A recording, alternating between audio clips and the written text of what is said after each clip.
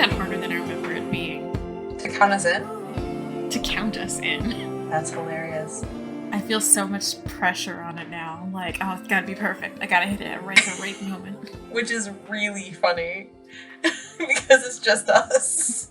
I know. It's like, I'm just gonna match it up later. It doesn't matter. It's just counting down from 3. I know. There's so much pressure in that. So much pressure. I'm just not made for this world. Dude, this world is just... She's throwing elbows. Yeah. Do you want to tell them who we are? Yeah, that's Marty V. And this is Romance Writers Therapy. And I'm Kate. She's Kate Pryor. The Kate Pryor. Of Love, Laugh, Lich. I thought you were going to do me because I did you. And then you were like, and this is the podcast. I'm like, I'm not part of it. Well, but like, you have to tell them where they're at. They don't know. They're just pushing buttons all willy-nilly on their phone. They don't know where they are. There's absolutely no way they ended up here on purpose. This podcast. God help them. On purpose. You know what? This is a butt listen. This is a butt listen. Who is talking right now? Yeah, like their headphones aren't even in their ears. They're just kind of on the desk, and they're like, "Is someone in my house?" We just gave someone a heart attack. Oh my god. You were here for it, but like I was gonna say, like sitting. you in Alexa. I was house sitting in my mom's house, and I was talking to Marty, and then I heard someone talking in the other room, and I just had I died on the spot, and then I realized it was Alexa being like, "I'm disconnected from the speaker, someone hook me up again." That is a really long sentence, actually. Like, it'd be one thing if I'm disconnected from the speaker, because then it really feels like a computer. Well, so what she says is, it sounds more like an airplane code, because she goes 14999 or something like that. Like, she says the name of the speaker, and so you're like, just wait, what? That is hilarious. It took us forever to realize she's saying I'm disconnected from the speaker when she says those words. So we were talking. So we were going to talk about things. Yeah, we were going to talk about. I mean, yeah. Have you been writing? What's been going on? Oh, that what a mean question. Is this a sore spot? Let me poke at it. Where I'm at is I just 2 days ago I sent out, like, I posted that I was going to send out arcs, and I got a bunch of people who were like, "Oh, I want to read the arc," and I'm like, "Okay, here's the arc," and then realized I should have like made a form for it, and like pretended at least that I was gonna like be choosy about who got to read it.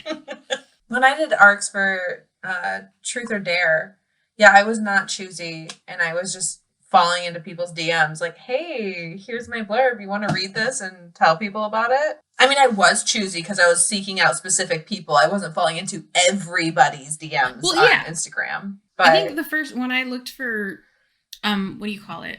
Love, Laugh, Lich? The arc readers for Love, Laugh, Lich. I literally went through everybody that, like, all the big monster romance book writers, everyone they follow. And then I messaged a lot of those people.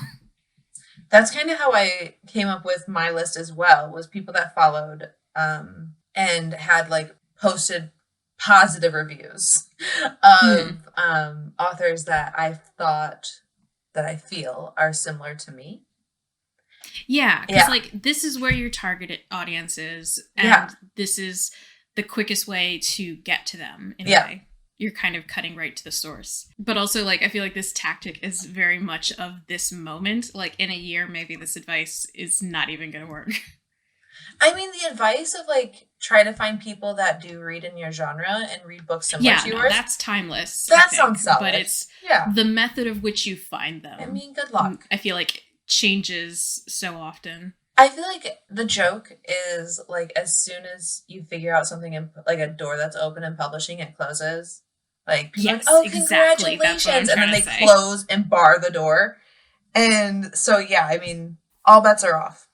Whatever's working right now, just be having your eyes out to the future to see what could be working next so you can pivot. And, like, which is pretty daunting considering I haven't figured out what's working in the present. So I know, because it's like, all right, I'm learning. And then it's like, I think I don't have it yet. I don't have it yet. And it's still changing on me, damn it. It is. Yeah. And we're all looking. You know what I mean? Like, it's... Yes, we are. Yeah. Gosh, just the whole industry right now. Everyone keeps saying the industry is just, everyone is burned out. People are leaving publishing, whether they're editors or agents or, you know, everyone but the fucking CEOs.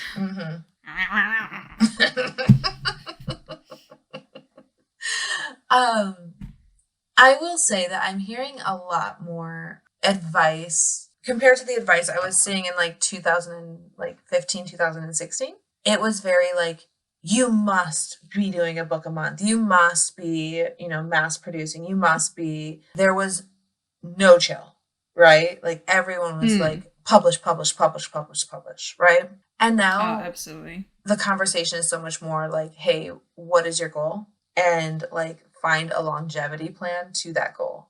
Yeah.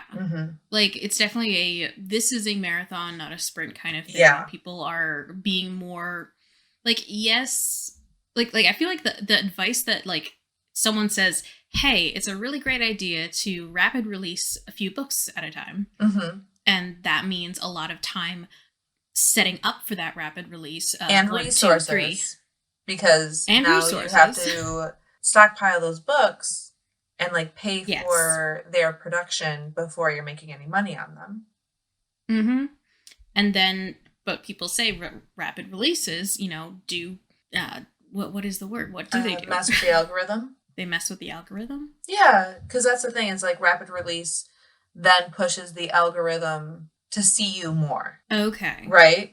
So... Okay, is rapid release like specifically like a TikTok thing? No, it's like the Amazon algorithm. Okay. Yeah, so like people are really visiting your book because it just released and you have the sales that just happened. They're like, oh, okay. And then you put out another book. They're like, oh, you might like this. And so it promotes it in the algorithm because it's seeing your name is selling. It's like seeing your product is selling. Okay, and so that's the advice for Amazon right now. Yes. I guess. Because the algorithm for Amazon does change every so often. And then people are like, oh, you knocked over my block tower. Absolutely. Now I gotta stack these blocks again. You know, I don't know why that was my metaphor. I mean, I saw it. It worked. So okay. Oh my God. Again, Kate, where is my brain? Like, I'm doing nothing else but sitting here and talking to you. You're and then my brain is like, just like sending me off in a completely different direction. Not completely different, but you know, you get my point. Yeah. Okay. The algorithm changing. And I think this is a big reason why like being adaptive is super helpful, but like also like why so many authors are talking more about direct sales and building your newsletter, because these are actual things that you own. Right? Yeah, and things that are like sturdy and you feel like they're more long lasting. Exactly. You want to invest in things that aren't just a sharp burst of activity and sales. You're looking at things that these are methods that'll keep me, you know, a little bit productive every day, and that will chip away at this. Well, and also if you're looking at like direct sales, then your profit margin's better too. Like typically the cost of making it and the cost of your like shop is far more inexpensive than the cut a lot of retailers take. But, you know, it's also retraining the readership to be more comfortable buying directly from you. Yeah, and to think about going directly to you. And I think something that's like a lot of people aren't used to, Yeah, I think Well, we had a topic we were going to talk about. Yeah. And I feel like we got off, like we just kind of veered off into that. You actually didn't tell me at all about your writing.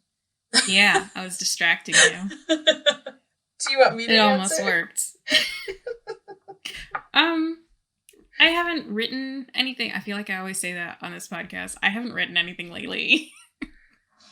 I just got my line edits back from Allie, so I'm gonna I'm gonna be working on my line edits soon. She gave them back to me much quicker than I thought she would. I thought I would have a few days to just kind of like veg out and play Minecraft and you know, just do nothing. I actually and then the have to, task was just make a dropped book in your cover. lap again. Yeah. And then I was like, all right, here it is. And I'm like, no, don't do this to me. Damn it, Ellie, that was very efficient of you. Literally. Also, like, I sent my ARC readers, like, I'm like, here you go, take it off my hands. Don't make it, like, here, I'm not going to think about it ever again. Mm-hmm. Take it.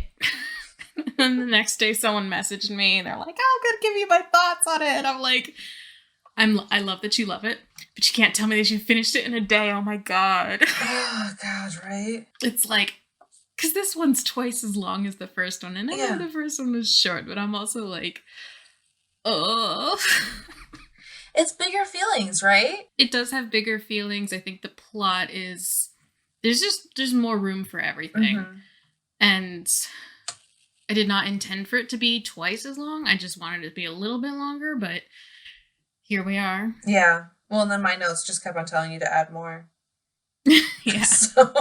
And then I was like, I'm going to cut this chapter. And you were like, don't cut that chapter. Don't you dare cut that chapter. I don't know why you would even consider cutting that chapter. I felt like it slowed the story down. But you were wrong.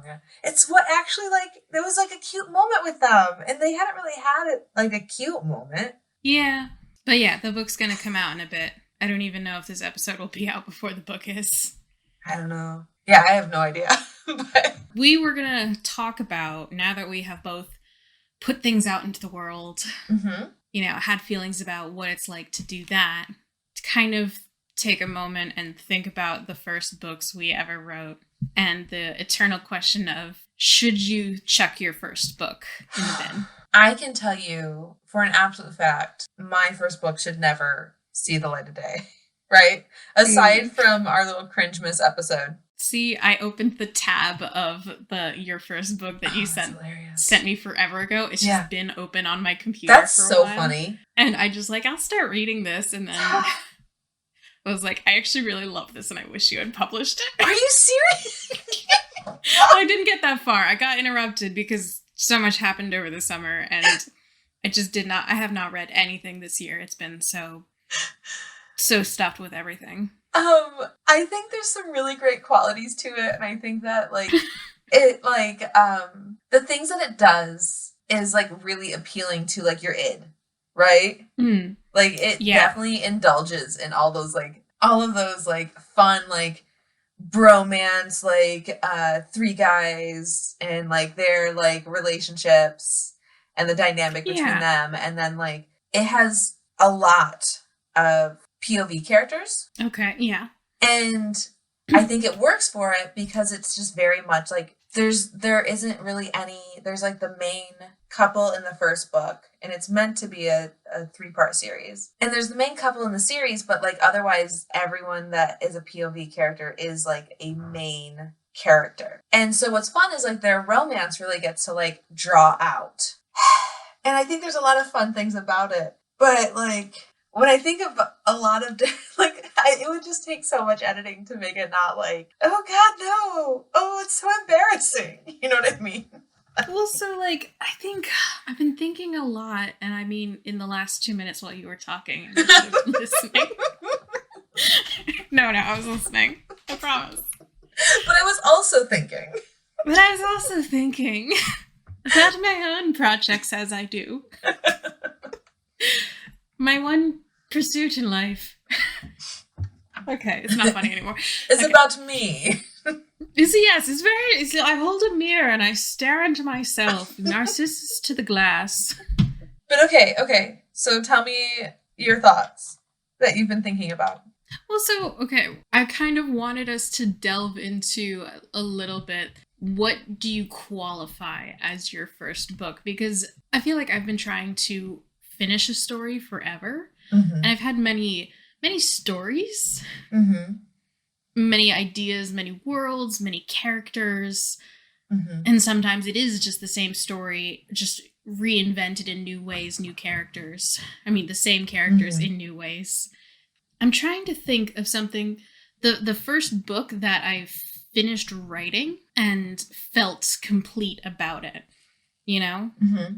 But at the same time, okay, when I was in high school, my senior honors English class for the second semester, because we only had 2 semesters in high school, I think he really much felt how much his students were just not.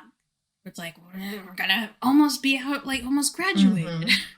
You know, like no one's brain is on in the classroom. And so he was like, okay, the rest of this class is just you get to pick a project, and the project can be anything, and then you have to do it, and then you have to present it. Okay. So, you know, I don't remember what anyone else did. I'm going to be real. It's been a while. And quite frankly, I'm pretty sure I just goofed off during everyone's presentation, because it's like, everyone else's niche interests are not your niche interests. And you're just like, this is like watching paper or paint dry. Paper dry. Paper dry. It's like making papaya, but less interesting. Papaya. You can make papaya? Oh, making papyrus. Making papyrus by hand is so fucking boring. Actually, I was watching a documentary on how to make papyrus. Okay, that's what I'm saying. It's like making papyrus, but boring. Because actually making papyrus looks really interesting. Yeah, no, it looks like a whole process. Right? And not papaya. That just grows. You know? I feel like making papyrus would be such a great thing to listen to a podcast during, too. Like, all right, really listen to my true crime girlies. Okay. Okay, we were talking. Funny story. I also wrote my first book. And if this is where you're going, I wrote my first book in my senior year. I did a creative independent study, like a creative writing independent study. So you did the same thing, yeah. Yeah, that's really funny. Oh my god, we're so equal. I know, look at us. The same side of the coin, or whatever. The same side.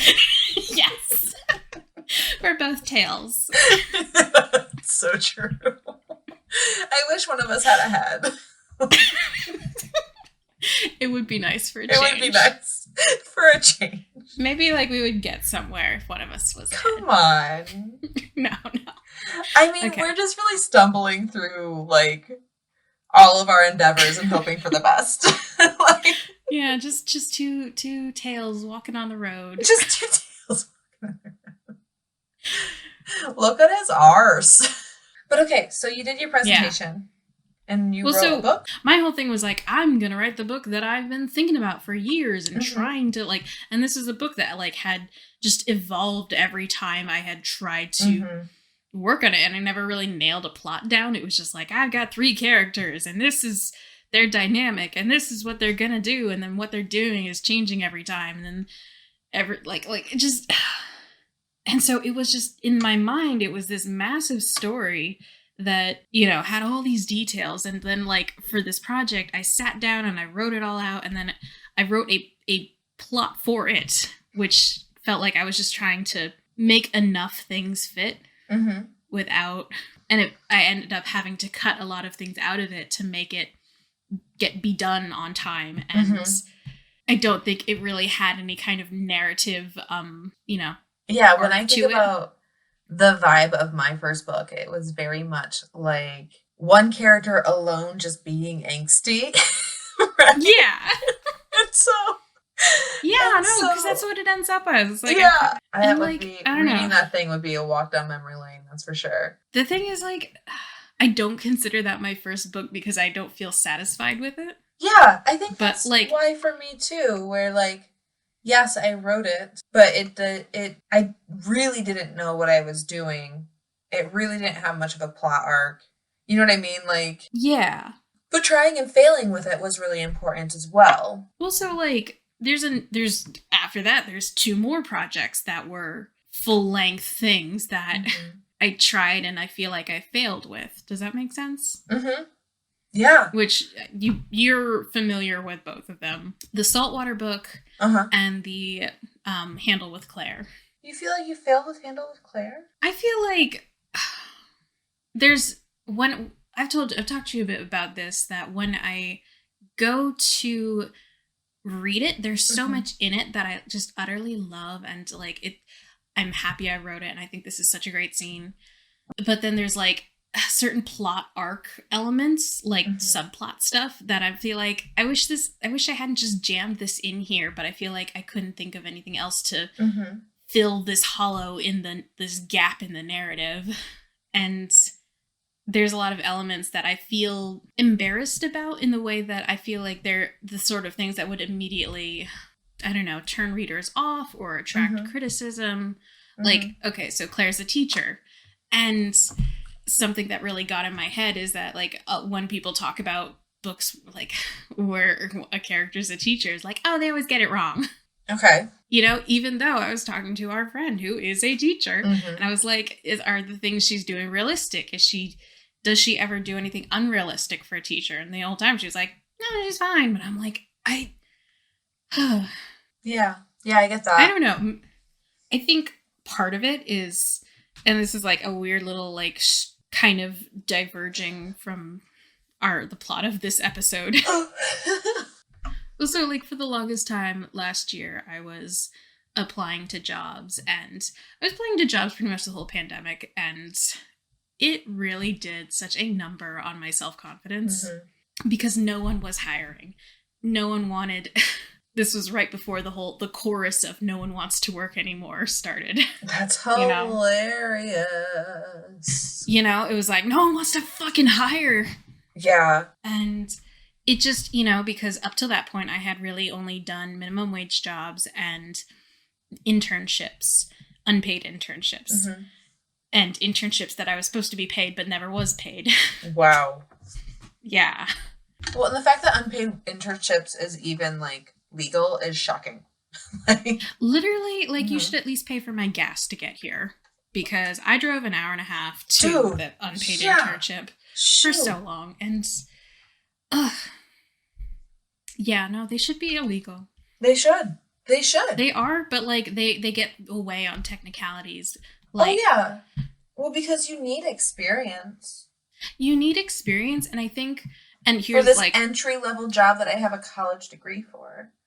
Like, it just drives me nuts. Like, okay, so what's the point of my degree then? The thing is, it's a catch-22 from like 4 different angles, because you need experience, but you can't, you know, and the thing that I really hate is that I don't want to say let yourself be taken advantage of in this way, but because really the only people who can afford to do unpaid internships are doing it because there's, like, some intervention on, like, you know, the whole, like, oh, I live with my parents, so I'm not paying rent and I'm not paying for groceries. So, like, there's a privilege there that, absolutely, you know, I don't have to find a job that's going to take up all my time paying to live. Yeah, that there is, you know, a safety net for you. But at the same time, people in my position, and, like, including myself, by taking those unpaid internships, perpetuate the system. And it's like,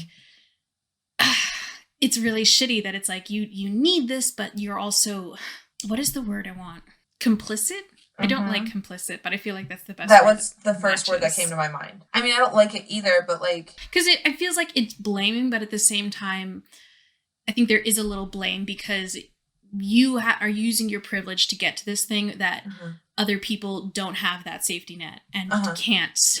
And so they still also need experience to get into these other jobs, but need to be able to support themselves as well. Yeah. And so you go ahead and get the experience because you can, but that perpetuates this gap of people need experience to get this kind of job. I don't know. Tangent. Yeah. No, I anyway. get it. I'm right there with you. But, like, what I'm saying is, when you're applying to jobs constantly, it is so much like the querying process that querying is just uncomfortable. Like, not uncomfortable, but, like, it is that self-esteem killer, you know? Because you have so many people who are not getting back to you. Like, I was, when I considered it, I was like, this will just destroy me. I will lose all of my ego. It will just be gone. Right? And, like no amount of knowing what a crapshoot, like... Yeah, because there's people who are reassuring you, yeah, this is the worst time to query, and it's just a bad market. But no amount of hearing that will, like, rebuild your self-esteem. No. And, like, ultimately, like, if an agent picks you up, it's because they see your work for what they can sell it for, right? And it's nothing to get against them. That is their job, to assess this product and if someone will buy this product for them to make a living, right? Yeah. But that doesn't mean that your book isn't spectacular. It doesn't mean that your book isn't valuable or that your book wouldn't have a great readership. No, but if your dream is to fill a shelf on Barnes & Noble, then, you know, it doesn't matter how wonderful your book is if no one's buying it. Mm-hmm. Like, if that's what you've set your bar as. Mm-hmm. And I think that is why it's so important to sit down, or not even sit down, just over time, really consider what your meter for success for yourself is, and like checking in, is it reasonable? Is it attainable? Is it something that actually aligns with my values? Like those kinds of things. Mm-hmm. Like, is this just my default idea of what an author is? What would success mean to me? And this is also not what we were going to be talking about. It wasn't, but I have actually been asking myself this question a lot, is like, what does success look like to me? Also, I think, Austin made a joke about this the other day. He was like, okay, you're going to make it big and then I can stop working. And I said something like, well, if you stop working, you have to do all the cooking and cleaning then. Because yeah. Like if one of us is like labor's going to be split evenly, like in one way or another. Well, because like, yeah, it is. That would be my favorite thing, is to be the breadwinner of the family, for Andrew to essentially work as my publisher and do all the tasks I don't like doing. Right? That would be great. I would love that. That would be absolutely ideal.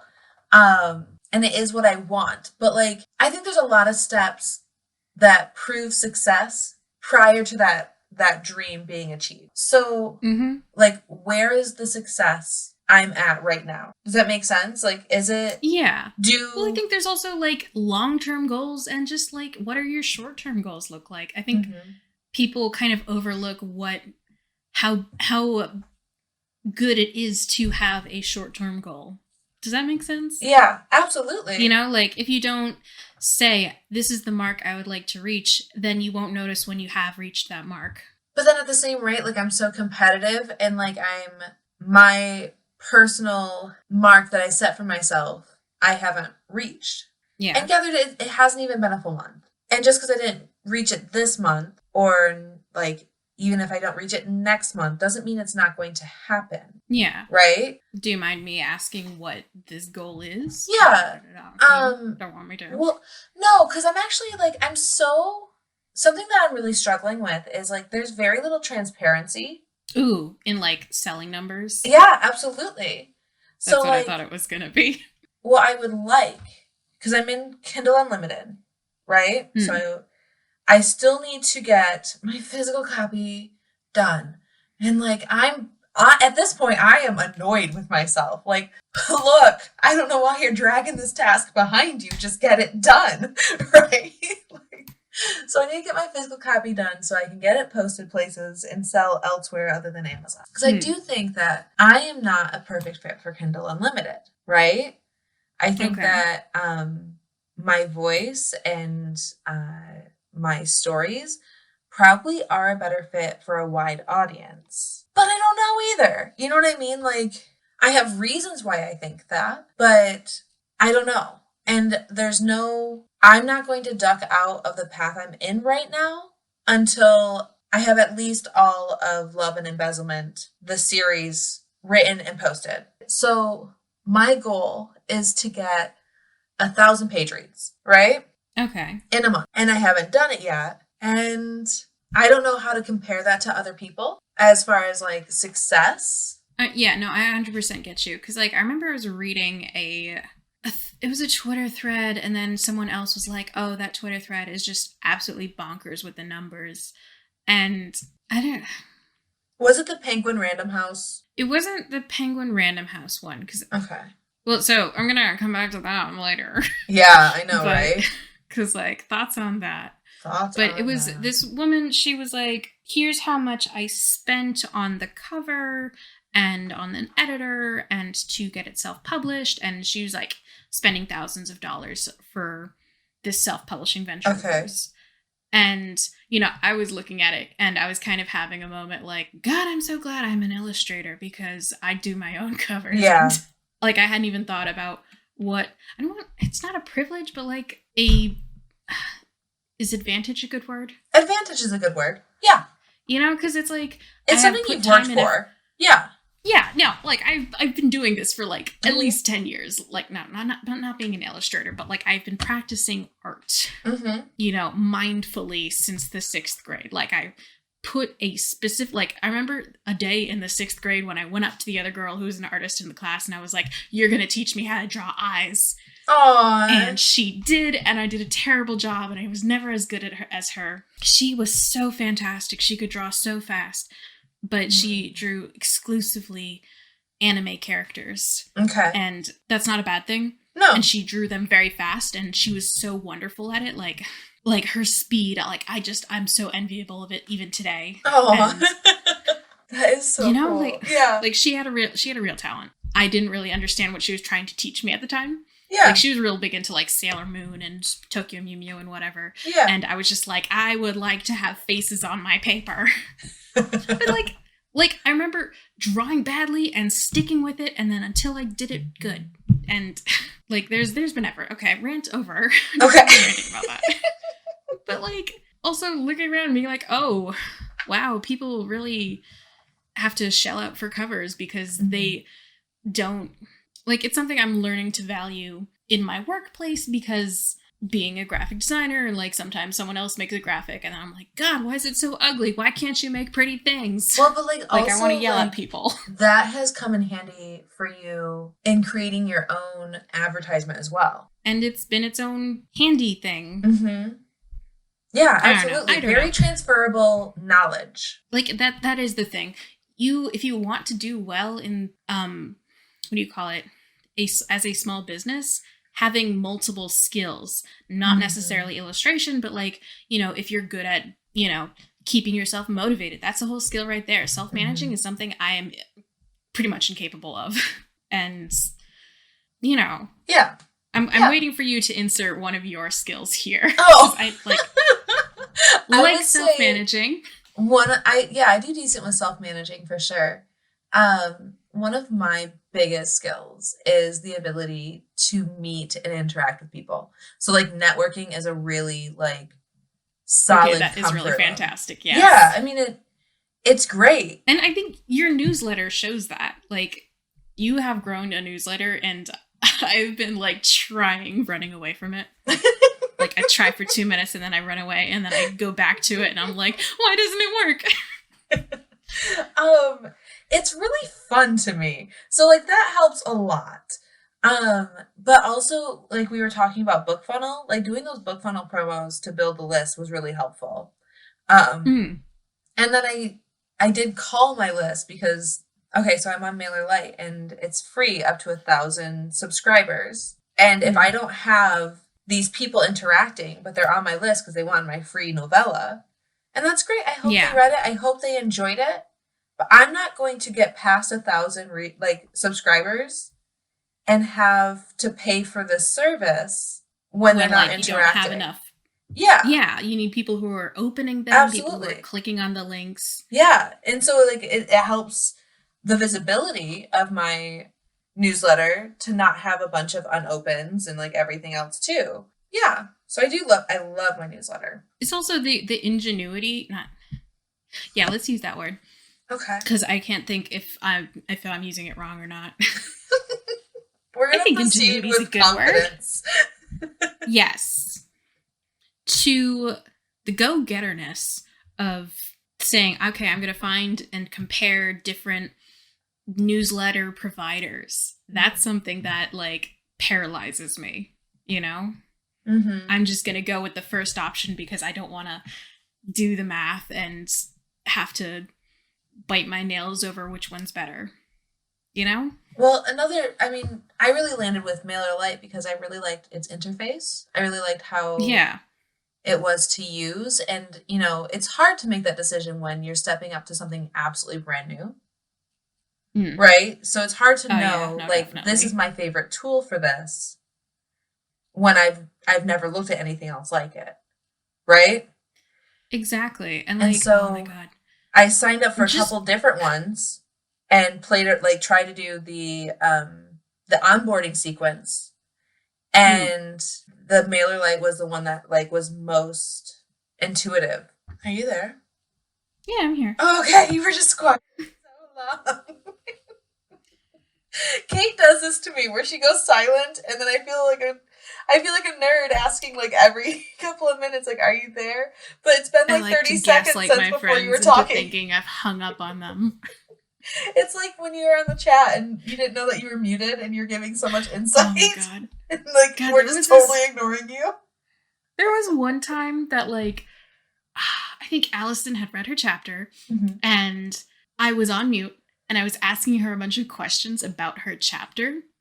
Or I was telling her a lot of things like, here's what I think you should do. And here's what I think you should do. And then she was kind of like absolutely perfectly waiting and set, like after a while being like, you think I should do this with this scene? And like it was lining up so perfectly that for so like funny. 10 minutes that I was like, thinking she could hear me. Then I realized I was on mute, and I was like, Allison, I have things to tell you. Allison, because like after a somehow while, we have become one mind. Okay, I guess you're just not going to respond to me, Kate. And I'm like, wait. That is so funny. Oh my gosh. Okay, but we were actually going to talk about first books. And like we were the qualities that make you choose to keep them and make you choose to chuck them. Well, what so makes you feel like you should chuck them? You would have me publish that barista story. I haven't read very far into it, but the part that I did read, I was like, I'm digging this. It isn't as refined, I think, in a lot of ways as your current stuff, and I don't think it's thought like. Your current stuff, I feel like, has a thoughtfulness about it that you have. I don't want to just be like, it's not there. but that's something you've evolved. It's not there? Is that what you said? That is possibly the most flattering thing anyone's ever said to me. What? That it's not fair that my writing's so thoughtful. That's so kind. No. I'm sorry. No, I meant like, I just didn't want to say it wasn't present in the first one. And I was like, that sounds so mean. I don't want to... Okay, that's hilarious, because I thought you said that it's not fair. Like, it's not fair how thoughtful you are. I'm so in love and intimidated, so it's a little less flattering now. I'm sorry. Can you say it's not fair for me just to make me feel better? I am jealous of the way that you bring a certain thoughtfulness to your characters, and I'm always like, I wish I could do that. Oh. I'm gonna go burn her notebooks. I'm gonna pretend like you said that authentically. No, I did. Okay, I am also intimidated by your talents. My mean side. I agree. There's probably a lack of thoughtfulness there. Well, just like because you wrote that so long ago. And I was 24. You have evolved in the barista one? Yeah. Well, like I've told you, from like the first time I met you and I read your writing to where your writing's at now, even that, I can see the growth because you make such growth in leaps and bounds. And it's just I mean, I can tell a difference. Like, rereading All Roads to Carter. I went through and reread the whole thing, and I was like, this was clearly written last year. It's nothing that I'm like I'll release it. Like I'm good. But there are definitely things about it that it's like the pacing's not what it would be if I wrote it now, and there's just different choices that were made that like would be different now. Yeah. But yeah, no, like when I say I think you should publish the barista one, I feel like it's so different from what your voice is now that it would be weird to publish. But I almost feel like it would be a better fit for KU now than what I am now. Does that make sense? Maybe, I mean... And not that, like, I don't mean this at all as, like, a slam on KU, but I think that one of the... I feel like that made it sound like my immature writing is a better fit for KU. That's not my intention at all. But I think KU really does drive off of meeting people's id. Yeah.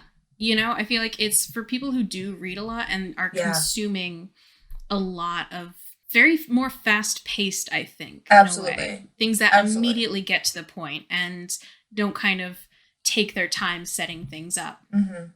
Which, is good in some things and bad in some things. Like, like you can it's such a thing that you can take too much time setting things up. Like, you ever play fucking Risk?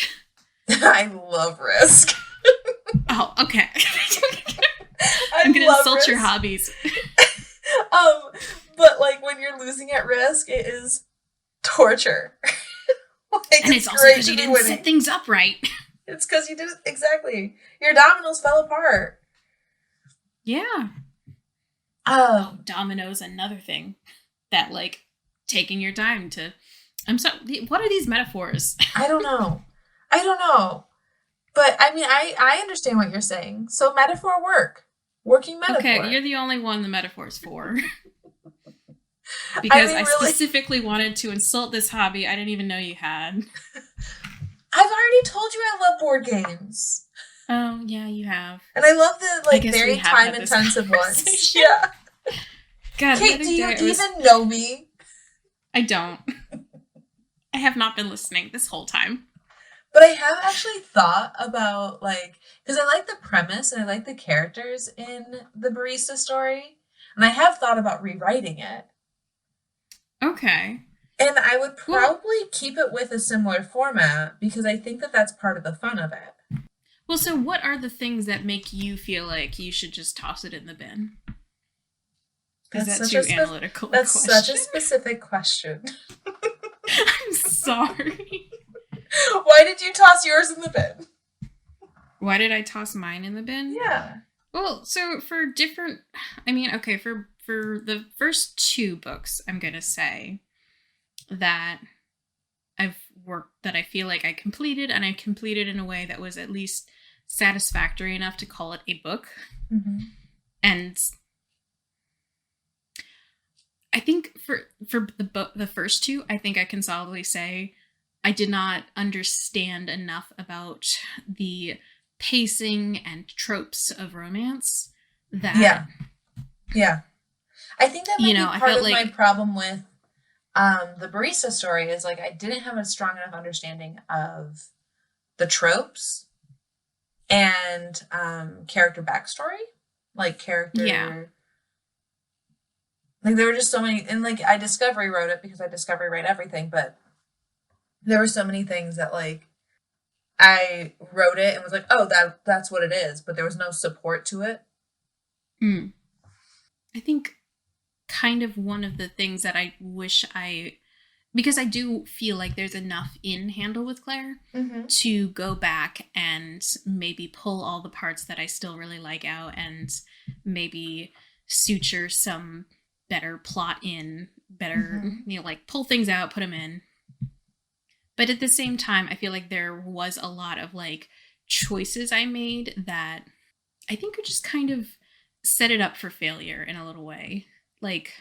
Claire being kind of, I don't want to say anti-romance, but because she's coming from a really raw emotional place where she can't, where romance has been used as something, as kind of a tool against her. Oh, you expect me to, treat you these ways, and you don't even appreciate all these other gestures I make for you that you never wanted, that kind of a relationship. And I felt like that was kind of explaining it felt weird and clunky like that. But also I feel so the explanation for it felt clunky, but also I felt like it's just kind of a choice that would make people who, are reading romance because they love romance would dislike her right off the bat. And that's not something I wanted for her character. I wanted her to be difficult, but I wanted also the reader to empathize with her. There was never a point I didn't empathize with Claire. I mean, I don't know. But and Gathered, I do like a prickly heroine. But that's just one of those things that okay, so you would appeal to me as a reader, but you might not appeal to someone else as a reader. It felt like a choice I had made that would turn a lot of people off immediately. And even if a lot of people like you read her and understood her and empathized, I would still have alienated a lot of people, by setting her up as in this kind of anti-romance mood, even though her arc does culminate in her kind of coming around and really seeing the value in And like also just one thing I really hate about everything I encounter like this. I'm sorry. I've encountered enough of it that I hate it, and then I still did it. Oh my gosh. But like I have like a similar like scenario in Banded Together where Miles gets macho out of fucking nowhere. Like and I'm like, why did I write it? Like, why? I don't like that. That's not for me. Yeah.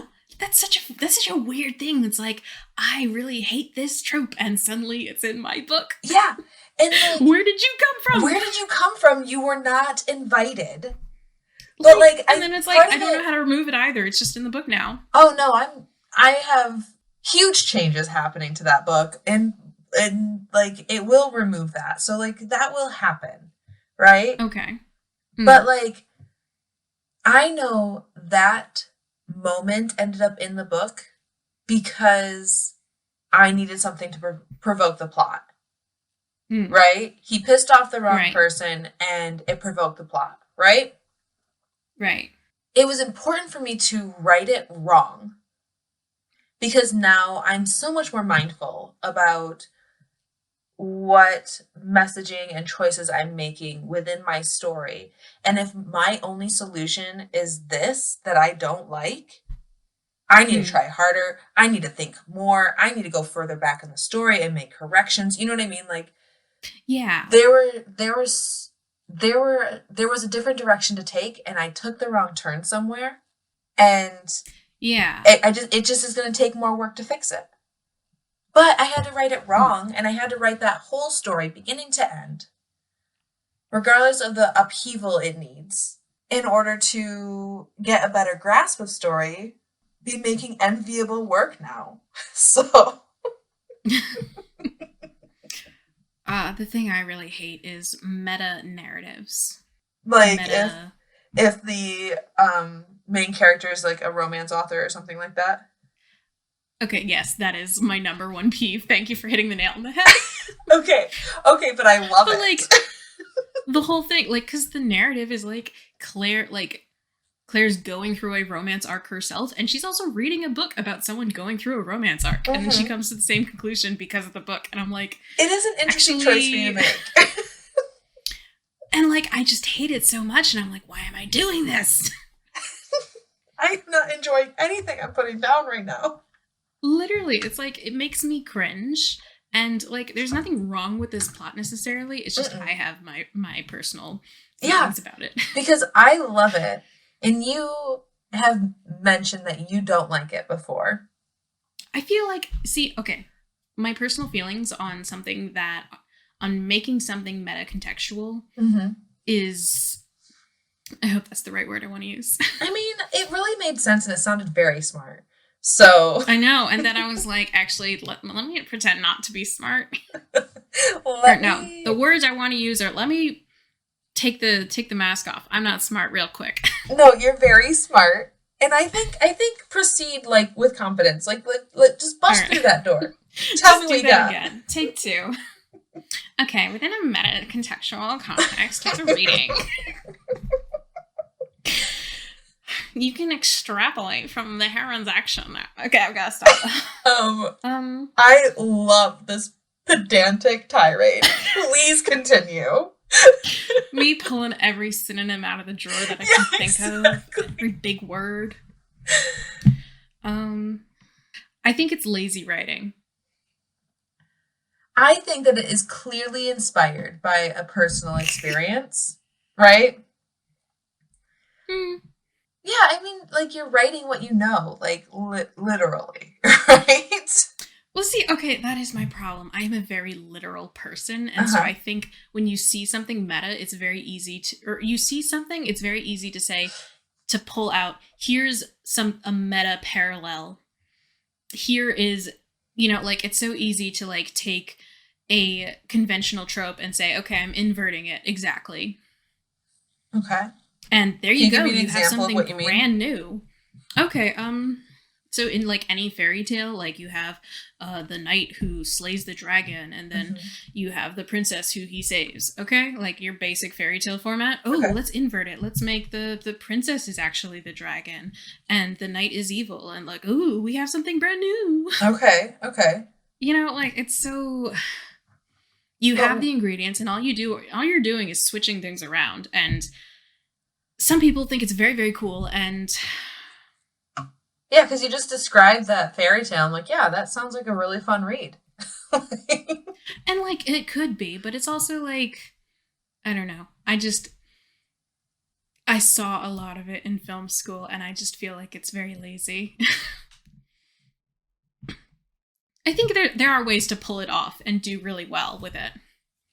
Well, and I think that, like, for one thing, if you're writing, and this is a very specific example, but if you're writing a character that is a writer, lots of, most writers are readers, right?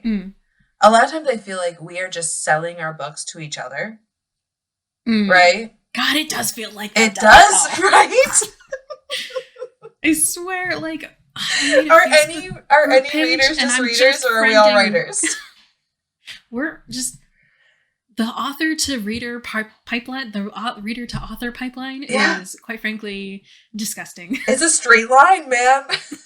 So, no loops in this pipeline. No. I don't even know if that's like a no series of pipes here. It's just one going straight through. No U-bends. But I think that is one of the reasons why the writer as a main character is so popular, because as writer readers, we read it and we're like, oh, that's such a relatable moment, right? So like, but that's the thing that turns me off about it. It's like, I know. It's like you put zero effort into this, and but like also there's something so lovely about like identifying something that is like a universal niche experience, right? Yeah. And like I'm not trying to convince you. You're good. You don't have to like it, but I enjoy it. No, I can provide examples of writers in media that I think are fantastic, and I think the easiest way to make me love something that I normally hate is to make them absolutely terrible at what they're doing.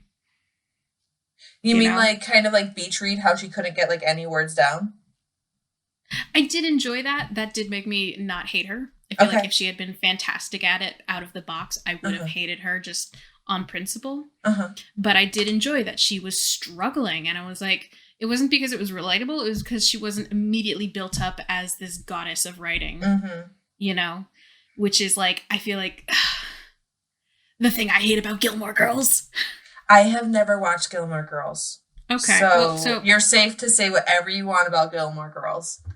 Okay. So I'm going to say my dad has watched the entirety of Gilmore Girls like 4 times. And so my knowledge of it comes in from sitting in on those episodes. Yep. And not really being fully present for them.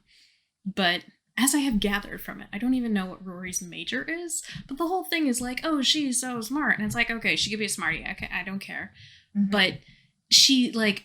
I guess she's a journalist major at some point. It's all like, oh, she wrote such a beautiful piece of journalism. And it's like, then they read it aloud and like, here's her valedictorian speech or whatever. And it's like, that was pathetic. Like, I'm listening to this and it sounds like every valedictorian speech ever. Well, and like, we've had this discussion before too, where like, if a character is described as funny, like they have to be funny. Hysterical. Like, they better be funny on page. Like, I had better be better have at least one laugh out loud moment. Here's a thought.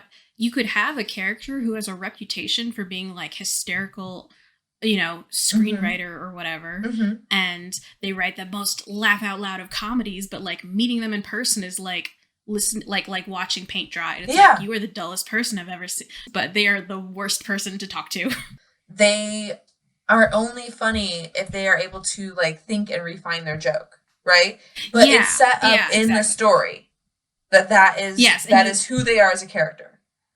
And I think that's a hilarious kind of... That is hilarious. Setup, I love that. Like something like that like maybe you think that they're the most graceful person on TV, but then you meet them in person and they're like a trash bag. Yeah. And you know, it's like it's something that just turns your expectations on their head.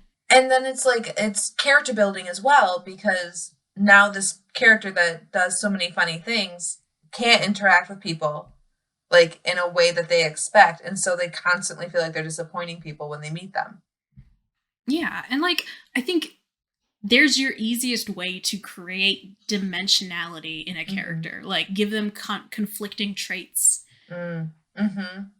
And like, I don't think that's lazy writing, because that is something you have to think about and really flesh out and make sure it works together in a way that makes sense. You know, it can't just be, I'm giving you two conflicting traits. I don't know. I have opinions on things, and they're not necessarily like great opinions. We really should do that romance hot takes episode. Romance hot takes. Romance hot takes. It's like I hated that meta contextualized. You're all wrong for liking this book. Well, I wouldn't mean like we talk specifics or anything like that. But like, I have some things like tropes in romance that like I have personal issue with. And it like straight up, if I say them out loud, people are like, like, I don't say them out loud. You know what I mean? Like, okay, so I would like, be scared of the response. Like, this level, Friends to Lovers is boring. I've heard that one enough that like I'm not shocked by that one. That's not a hot take. No. Okay, like, you want one of mine? That's an opinion I have, but it's just kind of a rude opinion, because like I know people do like it, and I don't want to say that to their face and be rude. Okay, so do you want like one of mine? Sure. I want to get the temperature on this. Okay. One of mine is like, the woman should always come first, right? In a sex scene. Yeah, no, I think yeah. I find that toxic. Oh, really? Oh, I do. Okay. I find that toxic. Because for one thing, it connects like the purpose of sex to only being like an orgasm, right? But sex can mean so many different things. And like, and it's like, it's so specified that like, it's not even like he got her off with his hand. He got her off with his mouth. And then he came first. You know what I mean? Like it is like he needs to get her off, then P and V, and she must come before he can come in that moment. And it's like, to me, it leaves all of the, it takes away a lot of like tension that I could get as a reader, for the fact that like he is so fucking into her. Like, there's no, you know, saying the states in alphabetical order to get him out of like I'm this is going to happen. You know what I mean? Like, yeah. Well, so here's some thoughts. I think that in our culture, that it is so prevalent that men finish first, and that's where the act of sex ends. And like, the idea that if in romance a woman can come first, then that's kind of like a band-aid. I understand that is like why like romance is fulfilling a fantasy, and I understand that that's a fantasy that's being fulfilled. Well, but I also think that it minimizes the act of like sexual connection, and like I just have lots of feelings about it. Yeah, no, I get you, and I feel like you can write a scene where he finishes first, but then like you do have to kind of work in enough of their dynamic and just the cadence of the scene to kind of reassure the reader that it doesn't end here. Yeah. I don't know. I wrote it once and it did not get well received. And it was only with betas. And it was only one beta that had a problem with it. But I changed it anyway. I don't know, man. I've like really sat with that a couple times and I'm like, I think I don't like this. I really think I don't like this. I think if you wrote a scene where it was like the focal point. Yeah, it wasn't. Okay. It wasn't. And again, it was only one beta that like had a problem with that. But like it has now become something that like I can't unsee in everything I read. Right? No, I get what you're saying, because it's also like something that I feel like I end up writing scenes that way, because I'm like, this and is it's like, and like here's the way it goes. Exactly, like I also see like I said, I see why it's the fantasy. I see why it is, you know, write it this way to give the reader what they want, and I think that that's fair. But like as a person, I don't like it, because again, and then I also think that it really like our culture already minimizes men to like their sexual prowess and that being their value. And I think that that's a really toxic element of our culture as well. Yeah. And so like, I mean, I just keep on going down this rabbit hole where I just don't feel good about it, you know? And so, and because I can't remember, I heard somewhere that like an orgasm was the highest achievement of sex. And I just don't agree with that. Yeah, an orgasm's great, but like sex can be so much more than that. And it really depends on what your goal is with it. But like achieving like an actual emotional connection is pretty freaking cool. You know, like, I don't know. So that's like one of my hottest takes. Okay. So. I don't know if that I have anything to match that currently. I don't know if I do either. I might have just blown like, my wad on what was supposed to be a dry run. So. I feel like I have a lot of opinions that are like, you could easily like just smack that down, be like, no, actually you're wrong, and here's the reasons why. And I'd be like, yeah, okay, you're right. It's funny how much, because you're like comment on Friends to Lovers, right? How much like discussing the discourse around that trope has like made it really hard for me to enjoy it as a blanket trope. Like I'm very particular about what books achieve it correctly. But I've been having that problem about everything lately. Well, I feel like it's kind of that you've been looking behind the curtain at everything because you're refining your craft. So you're gonna take apart everything when you look at it. Well, and then I think also like I just feel like I'm reading so many things that like this is a social issue that wasn't handled well. You know what I mean? Like internalized body image issues that I think the author needs to take a look at. You know what I mean? Like I keep on seeing stuff like that, like internalized misogyny, and it's like, okay, now I'm not able to enjoy this book because this issue just keeps coming back. You know? I think what I do is I do kind of look at the age of the book at that point, and I kind of go, okay, well, this wasn't as prevalently discussed. Like it's kind of measuring how terrible was this, how egregious was this comment? Yeah, well, because in the book. That would be, I'm sure that would be something I would come up with. The barista story is like, how many moments, like just in the past, 8 years? How old am I? I'm 35 and I wrote it when I was 24. Nope. That's 11 years. So. And that, your math is terrible. I know. It's almost like you're not a mathematician. No, and mental math has never been my thing. I also forgot how old I was. I think that that's worth noting. And like, am I 32? No, oh my god, 32. I just keep wondering how, like, I do stop and I'm like, I'm 26 now. Okay. Yeah. I hate that. Sometimes, okay, what was I doing? I was doing something. I can't remember. But I had to ask somebody what year it was, and I was being serious. Like, like, I don't remember. Is it 2021 or 2022? And it's August, guys. It was in August. Like, I mean, that is the time that you're gonna not realize what year it is. It's going very fast. It's going very fast these days. I don't know. Kate, did we even address the prompt at all? We did a little. We like brushed by it. We could have talked more about it. Yeah. I think we probably could have talked more about it. Follow-up question. Okay. What is it about that book that keeps you from permanently deleting it? Or maybe that's not even the right way to phrase that question. That's a very interesting question. Well, like, what is it about the book that's worth keeping? For one thing, I was able to pull up Cringemas because I kept it. I think there are definitely characters in there, particularly the 3 main male characters, that I think they are really good examples of their archetypes, right? Okay. And I think that I wouldn't want to delete them.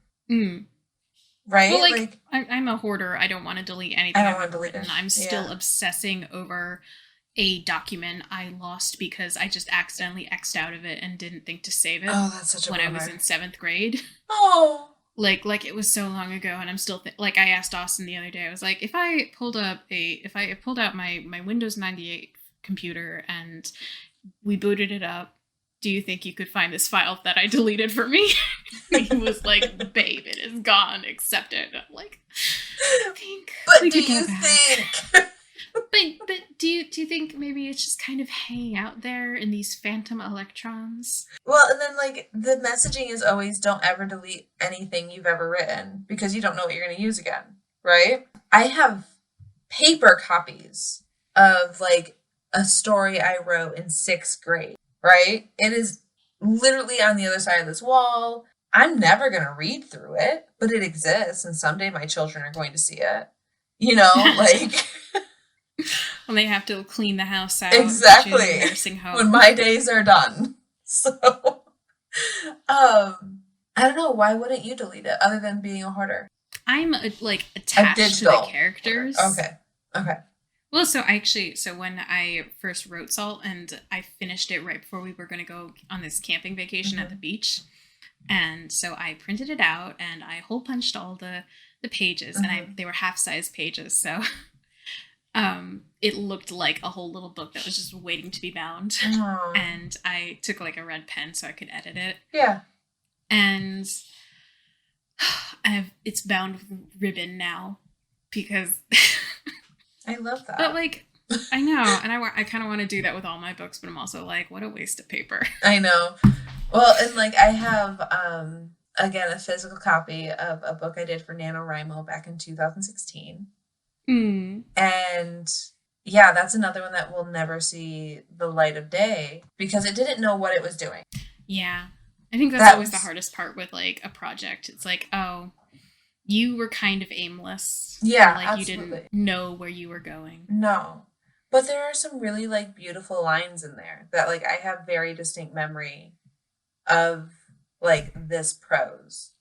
Right? Yeah. And it's like I enjoyed writing it and I enjoyed rereading it. And it's like, even though I don't think anyone else would actually enjoy this as a book, it's like I mean, you could be surprised. You've read a couple of those pages and you're not hating yourself. Out there and someone would like it. The thing is, you are also always so much more critical of yourself than other people will be. That's true. And God, that like this whole process, like in the last couple of days, I feel like that has been summed up so much because, you know, like you had sent me your beta reads, your edits. And I was agonizing over the edits, and I kept sending them to you, being like, is this okay? And you were like, yeah, it's fine, stop. I was not like that. No, you weren't like that. You were like, yeah, it's great. You should be proud. And I was hearing it like, shut up.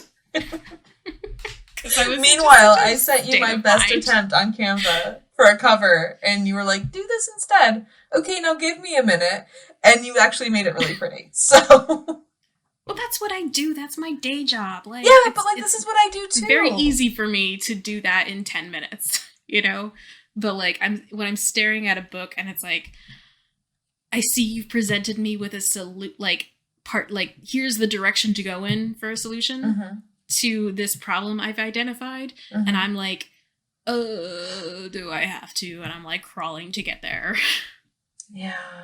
And I'm sitting here thinking, if I don't fix this thing she's pointed out, then it's going to be a terrible book and everyone's going to hate it and everyone's going to notice it's clunky here.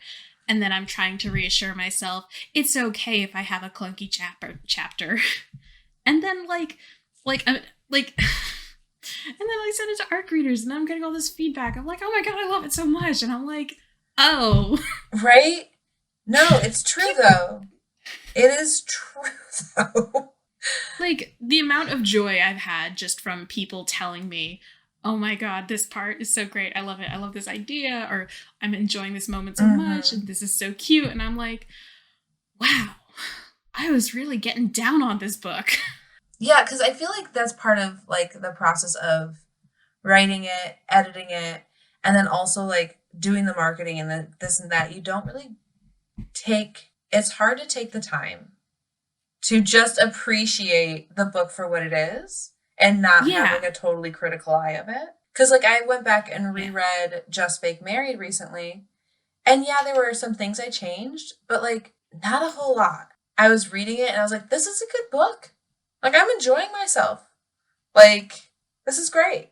You know, and in my mind, when I was thinking about Just Fake Married, I was not having those feelings. You know what I mean? Like, I was like, I bet it's not good. I bet it's terrible. People are going to hate it. You know? It's really... But, like, even after you fix something, like, someone says, hey, here's a problem with it. You should fix it. And then you go in and fix it. And you still feel like that problem is there. Mm-hmm. Like, the ghost of the problem just permeates the entire work and people can smell it. So, Kate, do you have a piece of writing advice? Oh, what do you mean this whole thing wasn't a piece of writing advice? You're the one that made us do this.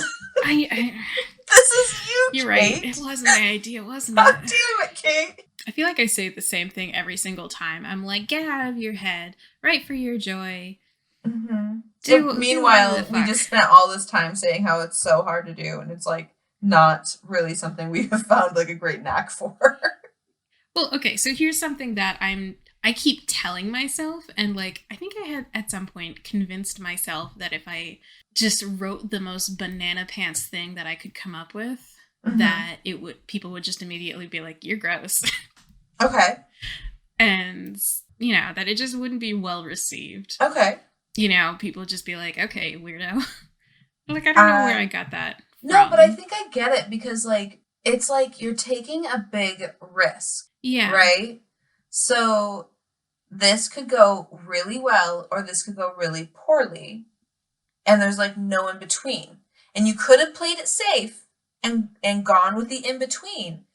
But in taking the big risk and polarizing people, or even, like, potentially polarizing people, you're actually creating something interesting that stands out. Well, I do want to add an asterisk and say, like, not polarizing people in, like, a political way. Because, like, if you just write something to be weird and reactionary and, like, you know, specifically instigating shitty feelings, I think. No, that's not what I meant. Sorry. No, nope, that's not what I meant at all. I don't advocate just adding that.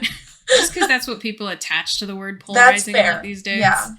But no, what I actually mean is, like you're creating a romance scene and you're going high romance that lots of people will love or lots of people will hate, or that you just think that lots of people could hate. But in reality, like, it's in taking that big risk that you could actually pull off something really cool. Right? So here's some thoughts. Like, I'm going to have 3 things published. And of the 2, I think, so the first book has a monster with 3 cocks in it, right? Uh-huh. And I would say that's pretty banana pants. Yeah, no, that's pretty notable. And I think that's the thing people have, you know, not gushed over, but they've really latched onto it. Yeah. You know, people say that to me, and then I just, you know, I'm like, yeah, that's in there. I don't know what to tell you. But, like, that's the thing that catches the attention. Yeah, And then I wrote a second thing, which I kind of pulled back on, I want to say. I kind of had a few moments with it where I was like, well, what if she wasn't a weirdo who collected Regency-era erotica? Maybe I make it a little more tasteful, and it's just art she's made herself. Okay. And I kind of pulled back on some things, and I changed the ending, and then I put it out there in the world, and then, like, I've gotten a lot more mean comments about that thing, which I tried to make more tasteful. And I feel like because, like, I am satisfied with the work the way it is. I think it kind of made more sense when I said, actually, let me just make it a little less weird. Because it is exactly the kind of thing that I wanted to write. Okay. You know, even though I was like, let me tone it down. Okay. Like, I know that that's weird and contradictory, but, like, no, I get for some reason it makes sense. Yeah. And, like, I don't know, I'm kind of trying to lean more into, let me just write the most banana pants things I can think of. And like, I don't know, like it's a whole big thing to dissect of, you know, you feel shame about writing things that are just utterly your id, your joy, or just, you know, the inherent shame of writing about sex. I don't want to call it that, actually. No, I want to backtrack because I don't think there should be inherent to it, but no, I think there is implied. The culture we live in creates a lot of shame around it. Agreed. Like, that's a whole thing to dissect by itself, but I think I hate to sound trite. I feel like I'm going into I'm winding down into a trite direction of just be yourself. I hate that advice because that means nothing. Speaking of like meta, you're lucky you're in Michigan. Do you want my advice? Yeah, no, go for yours. If you think I finished up any kind of you go. There was a thought in there somewhere. Listener, you can pick it out. I understood thought. I mean, Okay. I found it. I haven't found a way to do this yet. But like right now, what I'm working on is like defining what success is for me in the immediate. Because I feel like that's part of helping my motivation, right? And like, really, like I think it just needs to be like I published the book. You know what I mean? Like, I think that is a goalpost on its own. Right? And that like, is a huge goalpost. I think that, like, because we are always surrounded by so many people that do this, we forget that that's really cool. And that that's not, like, something that everyone finds their way to doing. Right? Yeah. And it's not even like I published a book. Hurrah. I published a book I'm really proud of. Right? Like, I really love my little story. Yeah. I think she did a great job. So, yeah, that's it. So, Kate, I'm going to tell them where they can find you. Okay? Okay. Okay. I'm going to add one tiny correction. Yeah, please. So, the newsletter that is mine, that is tiny and infrequent and other stuff, you can actually subscribe to that on my Twitter. There's a button for it. Oh, way to go. You figured it out. Yeah. That's cool. You'll have to show me what you did. Yeah, I will. But you can find Kate at by Kate Pryor on Twitter, Instagram, the TikTok. You can find me at Marty the Author. I mean, same Instagram, Twitter, the TikTok. And you can get our books. They're out. You can check those out too. And yeah, thank you for listening. Yeah, I hope you guys had a great time. Thanks. There's no more. Goodbye, listener. Last Goodbye. episode ever. Bye. Bye.